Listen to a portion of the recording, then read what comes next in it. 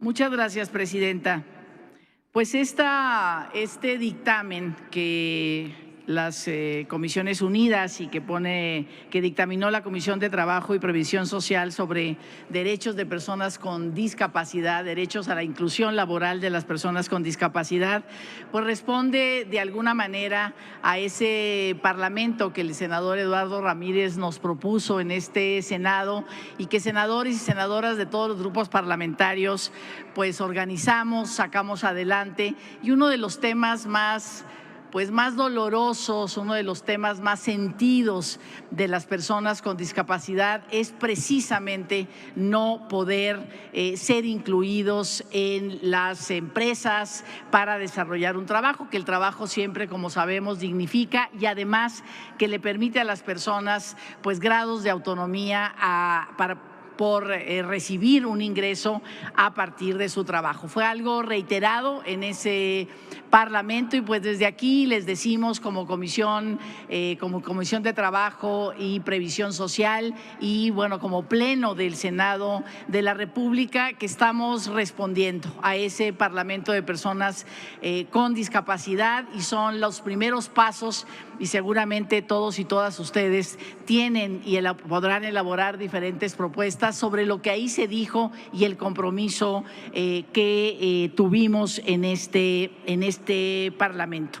Como decía ya la presidenta, a nombre de la Comisión de Trabajo y Previsión Social, acudo a esta tribuna a presentar a consideración del Pleno el dictamen con proyecto de decreto que reforma y adiciona diversas disposiciones de la Ley Federal del Trabajo en materia de derechos laborales de las personas con discapacidad. Y agradezco al presidente de la Comisión de Trabajo me dé la palabra porque efectivamente son dos propuestas que el Grupo Parlamentario de Movimiento Ciudadano ha puesto a su consideración, además de esta propuesta remitida del Congreso del Estado de Oaxaca. Nuestro país ha avanzado en la última década para reconocer, respetar y promover los derechos de personas con discapacidad. A pesar de ello, en materia de inclusión laboral, las modificaciones legales y las políticas públicas implementadas se han quedado cortas, pues se mantiene una baja tasa de empleo entre esta población.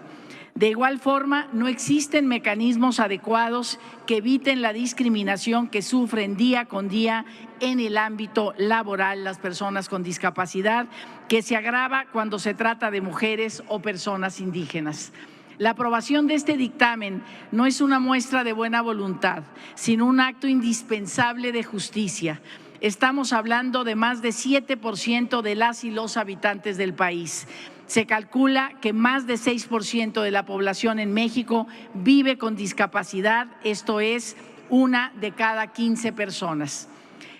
Tomando en cuenta los datos del INEGI sobre el tamaño promedio de los hogares, 3.5 integrantes, diríamos que una persona con discapacidad vive en cada 4 hogares. La mayor parte de ellas enfrentan varias formas de exclusión y de acuerdo con CONAPRED, apenas el 38% tienen alguna participación económica en el 2018, que es el último dato ofrecido en la encuesta nacional de la dinámica demográfica. Es momento de derribar los muros que marginan a millones de personas del empleo y con ello saldar la deuda que tiene el Estado mexicano con esta población. Deuda que ha condenado a diversas formas de dependencia respecto a familias, organizaciones y el Estado para cubrir sus necesidades, dependencia que es contraria al principio y objetivo de autonomía que reconoce el régimen de derechos humanos vigentes. Quisiera destacar en este dictamen se orienta a cumplir con 2 mandatos impostergables. Uno, derivado de instrumentos internacionales que el Estado mexicano ha suscrito, y otro que proviene de criterios judiciales en que se ha caracterizado la discapacidad como, cito, resultado de la interacción entre las personas y las barreras derivadas a actitud y al entorno. ¿Por qué nos parecen tan importantes estos criterios? porque dejar atrás una visión paternalista o asistencialista que no considera a las personas con discapacidad no como sujetos sociales. En cambio, los instrumentos internacionales, bajo la interpretación de la Suprema Corte, implican que la vulnerabilidad que enfrentan las personas con discapacidad no es resultado de su propia naturaleza, circunstancias o capacidades. Es consecuencia de estructuras físicas y psicológicas que las excluyen, las apartan de diversas esferas de la vida cotidiana y les impiden la plena realización de sus derechos. Con esta reforma empezamos a remover los obstáculos y reducir las brechas de participación laboral de las personas con discapacidad. En este documento se reforman y adicionan diversos artículos, que son 15 en total, de la Ley Federal del Trabajo, que en síntesis contienen lo siguiente. En primer lugar, se establecen las obligaciones y responsabilidades de autoridades locales y federales, así como de la parte patronal. Se regulan los procesos de contratación, permanencia, capacitación, formación y promoción laboral. Se establecen obligaciones para la Secretaría del Ramo para desarrollar programas en conjunto con las entidades federativas.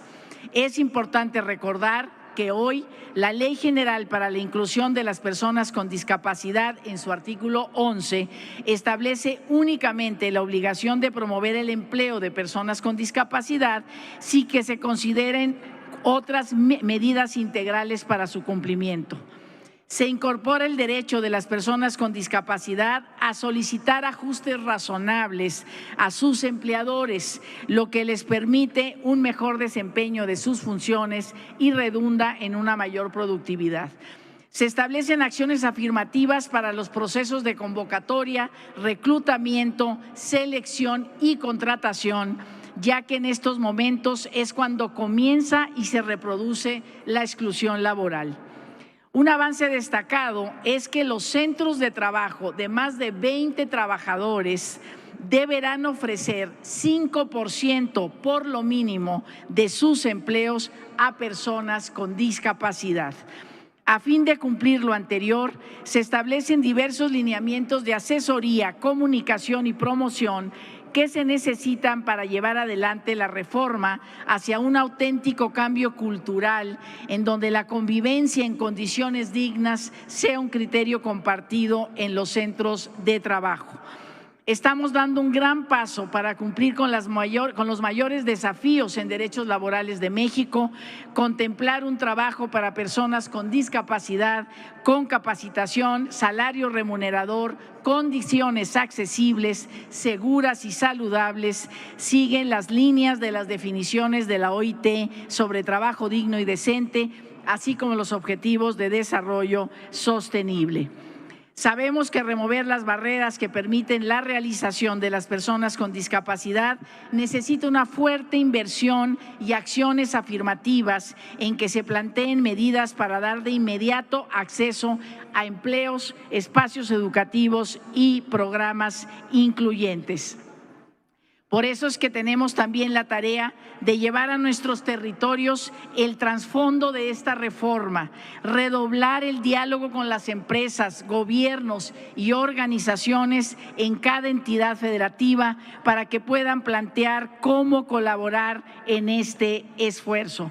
Por todo lo anterior, finalmente, esperemos y nos sumemos todos y todas a este dictamen para ir dando respuesta a ese Parlamento de personas con discapacidad, donde se propusieron reformas legislativas específicas. Decía una de ellas, la posibilidad de la inclusión laboral para sumar, para fomentar la autonomía y el autocuidado como una alternativa viable.